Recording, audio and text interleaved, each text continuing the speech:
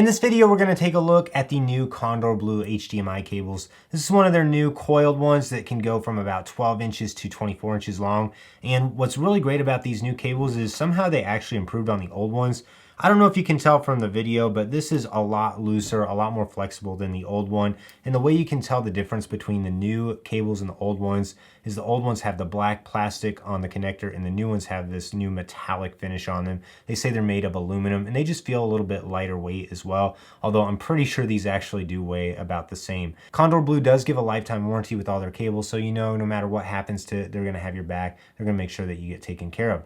Now, Kondor Blue did send me this HDMI cable for purposes of making this video, but they have no input into this content. I'm just telling you my experience of using this. So whenever I got this out of the packaging, I was really impressed with the way that they were able to improve on the old cables. Sometimes I found the old one to be a little bit stiff and annoying whenever you went to use the monitor screen. It just felt like it didn't want to move at all whenever you tilted the monitor, and whenever you move it, it just feels like it puts a lot of tension on the actual connectors. Whenever I got the new cable out and unboxed it, I immediately noticed just how much more flexible this cable is, and it just puts way less tension on the connectors than the old one, so we're able to easily move it around, and there's just a lot more flex to the actual coil. So I really appreciate this whenever I'm using a monitor like this. I want to have it facing towards me, and then I want to turn it around or move it or take it off or on the camera. This is just going to be a lot more flexible than the old ones. These are HDMI 2.0 cables, and they support resolution all the way up to 4096 by 2160 at 60 hertz. And they also do a great job at returning to their coil whenever you put them back. I've been testing this out with my Lumix S5 IIX and my Atomos Ninja V recorder. I've had no issues with recording all the way up to 4K 60 on it.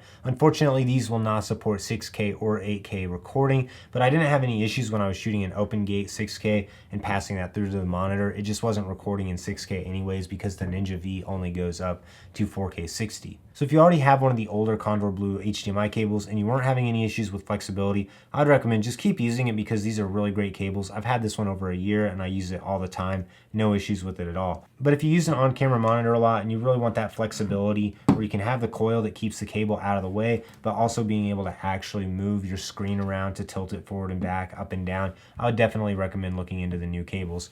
But if you want to shoot in 8K or record to 8K, then you are going to need to get their straight cables that are rated for 8K, and it'll say that in the description of those cables. Right now, I can only find these on Kondor Blue's website, but I will have links in the description below where you can buy the new upgraded cables. Make sure the ones you get have the silver on the connector, not the black. That's how you tell that it's the newer cable. If you have any other questions about these Kondor Blue cables, leave a comment down below. I'll do my best to answer them. Like this video, subscribe to my channel so you don't miss out on any upcoming content.